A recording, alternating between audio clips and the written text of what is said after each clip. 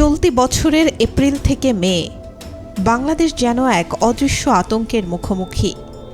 কয়েক দশকের মধ্যে ভয়াবহ হামের প্রাদুর্ভাব ছড়িয়ে পড়েছে দেশ জুড়ে। 15 মার্চ থেকে এখন পর্যন্ত 30,000-এরও বেশি শিশু হামের উপসর্গ নিয়ে হাসপাতালে ভর্তি হয়েছে। প্রতিদিন বাড়ছে হামে আক্রান্ত শিশুর সংখ্যা। শত শত শিশুর মৃত্যুর খবর এসেছে, যাদের বেশিরভাগই 5 বছরের কম বয়সী।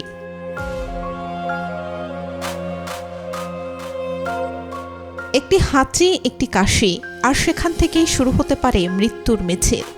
হাম রুবেলা নামের সংক্রামক ভাইরাসের মাধ্যমে ছড়ায়, যা মুহূর্তেই বাতাসের মাধ্যমে মানুষের দেহে প্রবেশ করে। আক্রান্ত ব্যক্তি কথা বললেও সেই ভাইরাস বাতাসে ভেসে বেড়ায়।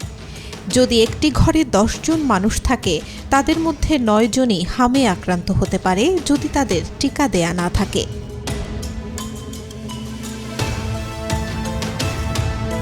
হামে আক্রান্ত হলে প্রথমে হয়তো মনে হবে সাধারণ জ্বর, তারপর কাশি, চোখ লাল হওয়া, শরীরে ফুসকুড়ি।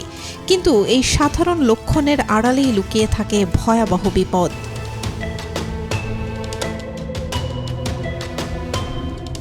হাম থেকে হতে পারে নিউমোনিয়া, তীব্র ডায়রিয়া, এমনকি মস্তিষ্কের সংক্রমণও।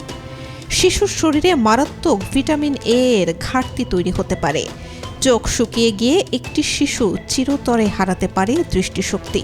বিশেষ করে অপুষ্টিতে ভোগা ও 5 বছরের কম বয়সী শিশুদের জন্য হাম হয়ে উঠতে পারে নিঃশব্দ ঘাতক।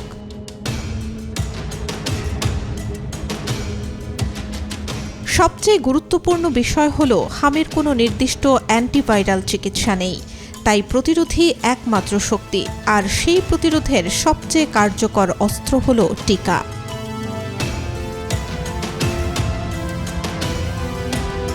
বাংলাদেশের টিকাদান কর্মসূচিতে শিশুদের 2বার এমআর টিকা দেওয়া হয়। প্রথমবার 9 মাস বয়সে, দ্বিতীয়বার 15 মাস বয়সে।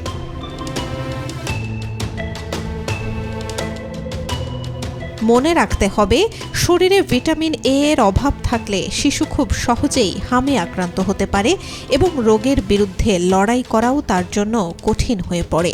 তাই শিশুকে নিয়মিত ভিটামিন এ সমৃদ্ধ খাবার ও এ ক্যাপসুল খাওয়াতে হবে।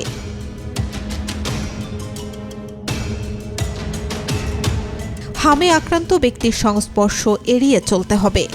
শিশুর জ্বর বা ফুসকুড়ি দেখা দিলে অবহেলা নয়, দ্রুত চিকিৎসকের পরামর্শ নিন, কারণ একটি ছোট্ট অসতর্কতা কেড়ে নিতে পারে একটি নিষ্পাপ প্রাণ। Desk report, B news 24।